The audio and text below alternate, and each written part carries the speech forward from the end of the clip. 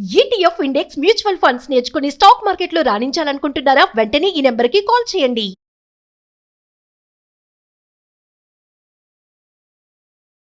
నమస్తే, welcome to our channel. నేను మీ సంజయ్.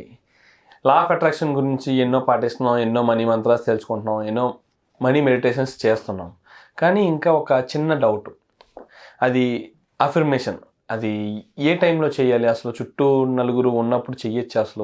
అసలు ఇలాంటి ఎన్నో సందర్భాల్లో మనకి డౌట్స్ వస్తూ ఉంటాయి. ఈ విధంగా ఇలాంటి డౌట్స్ అన్ని మనకి చెప్పడానికి మనతో పాటు ఉన్నారు లా ఆఫ్ అట్రాక్షన్ కోచ్ మరియు motivational speaker and celebrity coach Suresh గారు. ఆయనతో మాట్లాడి కొన్ని విషయాలు తెలుసుకుందాం. నమస్తే సార్. నమస్తే సంజయ్.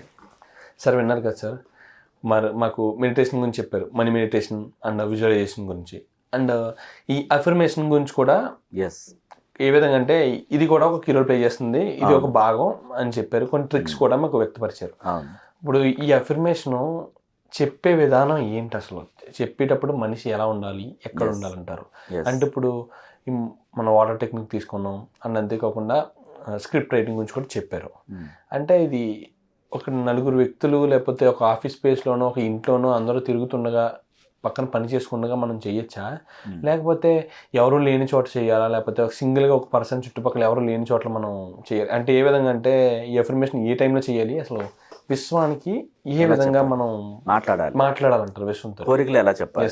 ఇక్కడ ఏంటంటే సంజయ్, మన కోరికలు వేరెవరు వినకూడదు. ఓకే, మన విజన్స్, రాబోయే కోరికలు ఈ కోరుకుంటున్నానని ఎవరికి చెప్పకూడదు, మీకు తప్ప మీ వైఫ్ అయినా, ఇంట్లో వాళ్ళైనా, ఫ్రెండ్ అయినా సరే, మీ కోరికలు వేరెవరికి తెలియకూడదు. రేపటి నేను అది పొందుతానని ముందే చెప్తే వాళ్ళు మిమ్మల్ని కిందకి లాగుతారు.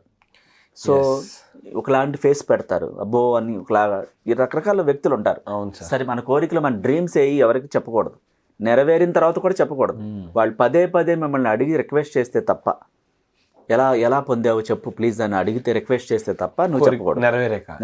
నెరవేరిన తర్వాత నీ దగ్గరికి వస్తారు, అడుగుతారు పదే పదే, ప్లీజ్ నాకు కూడా చెప్పవా అని. అప్పుడు నీకు సమయం ఉంటే నువ్వు బిజీ అయిపోతావు అప్పటికే. ఇక్కడ నేనేమంటానంటే, మన విశ్వంతో మాట్లాడాలంటే ఒంటరిగా మాట్లాడాలి. మీరు ఒక గదిలో తలుపులు వేసుకుని మెడిటేషన్ స్థితిలో, విజువలైజేషన్ స్థితిలో, లేదా మీరు ఊహలు రిలీజ్ చేస్తూ రేపటి భవిష్యత్తు ఎంత బాగుండాలి. చాలామంది గురువు లేకపోవటం ద్వారా బాధల్ని తలుచుకుంటూ ఉంటారు. నాకు హెల్ప్ చేయవా, నువ్వు ఉన్నావా, ఈ బాధ ఉంది తీరుస్తావా, జనరల్గా మాట్లాడటం తెలియక. అండ్ కొంతమంది ఉన్నారంటే సార్, ఇలాంటి సందర్భాల్లో బాధలు ఇలాంటివి ఉన్నాయంటే ఒంటరిగా దూరంగా వెళ్ళిపోతుంటారు. కానీ అఫర్మేషన్ చేయనా కాదు, తెలియదు. అక్కడికి వెళ్ళి ఏంటంటే ఇంకా వాళ్ళ బాధలతో ఒక్కరు కుంగిపోతూ ఉంటారు, వాళ్ళ గురించి ఆలోచిస్తూ ఉంటారు, పాస్ట్ లో జరిగిన దాని గురించి ఆలోచిస్తుంటారు, ఫ్యూచర్ లో ఇంకెన్ని రాబోతున్నాయి ఆలోచిస్తుంటారు. ఎవరు లేరు, ఒంటరిని అయిపోయాను, అక్కడ ఉన్న పీస్ ని ఎంజాయ్ చేయరు. మీరు అన్నట్టుగా ఫ్యూచర్ గురించి పాజిటివ్ ఆలోచించి కొంతమంది ఏడుస్తుంటారు. ఒంటరిగా ఏడుస్తుంటారు. అవును, దానికి అలాంటి వాళ్ళకి ఏం చేయాలంటారు? ఆ ఒంటరితనాన్ని ఏ విధంగా ఉపయోగించుకోవాలంటారు? అక్కడ ఎవరు లేరు, ఆ వ్యక్తే ఉన్నాడు. సో కొండ మీద కూర్చున్న చోటు, ఒక హైట్ లోనే ఎక్కడో కూర్చొని ఉండొచ్చు. అప్పుడు ఆ వ్యక్తి ఏం చేయాలి? ఆ విశ్వలోకి చేతులు పైకెత్తి అనంత విశ్వశక్తితో మాట్లాడాలి. నువ్వు నాకున్నావు, నాకు ఒక వే చూపిస్తావు, నేను విశ్వసిస్తున్నాను. ఓ మహోన్నతమైన విశ్వమేధస్సు, నా కోసం నువ్వు పునఃసృష్టి చేసుకుంటావు. నువ్వు నా కోసం ఈ ప్రపంచాన్ని, మనుషులను, డబ్బుని, సంపదలను, సంఘటనలను, పరిస్థితులను అన్నిటినీ చైతన్యపరిచి నా కోసం పునఃసృష్టి చేస్తావు, థ్యాంక్ యూ అని చెప్పాలి.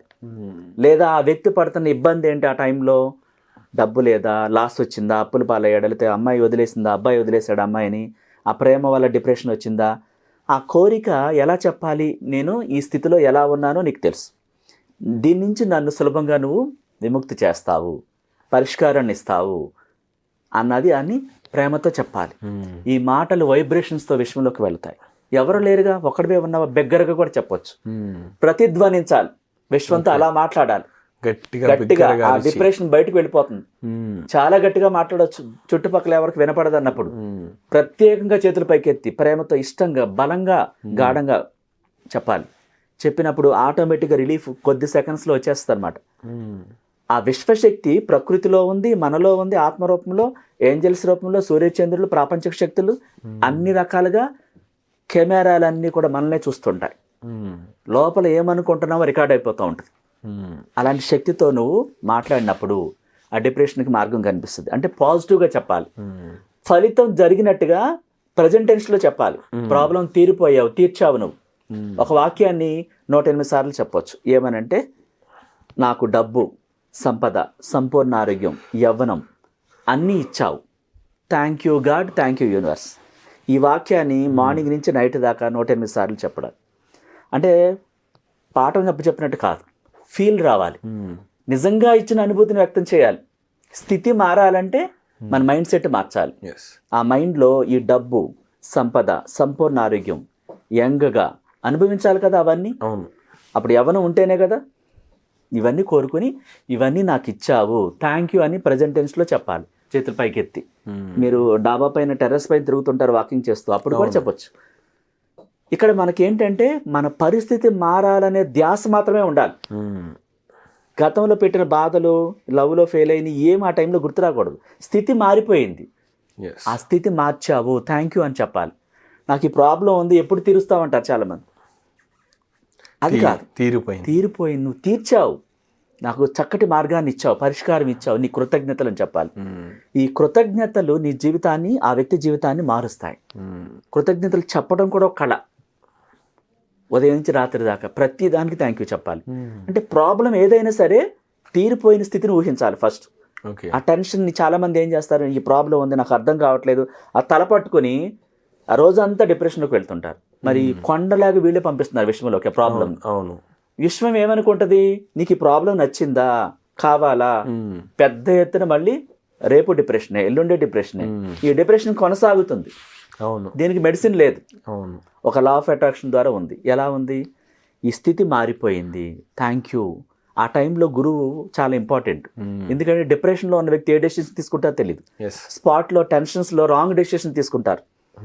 ఆ సమయంలో సరిగ్గా ట్యూన్ చేసే వ్యక్తి ఉండరు. సో ఆ విధంగా విశ్వాన్ని అడిగినప్పుడు ప్రజెంట్ టెన్స్లో మనకు ఆ స్థితి మారుతుంది. అట్లా దేనికైనా ఒంటరిగా విశ్వంతో మాట్లాడండి. తెల్లవారుజామున బ్రహ్మముహూర్తం టైంలో ఆ వేవ్స్ తక్కువగా ఉంటాయి, ట్రాఫిక్ తక్కువగా ఉంటుంది, అందరూ నిద్రలో ఉంటారు, మన కోరికలు త్వరగా విశ్వంలోకి వెళతాయి. అట్లా విశ్వంతో ఒంటరిగా మాట్లాడవచ్చు. ఓకే. ప్రేమగా, పాజిటివ్గా, రేపటి భవిష్యత్తు అద్భుతంగా ఊహించుకుంటూ అలా ఉన్న స్థితిని. Thank you sir, thank you very much sir. Most welcome Sanjay.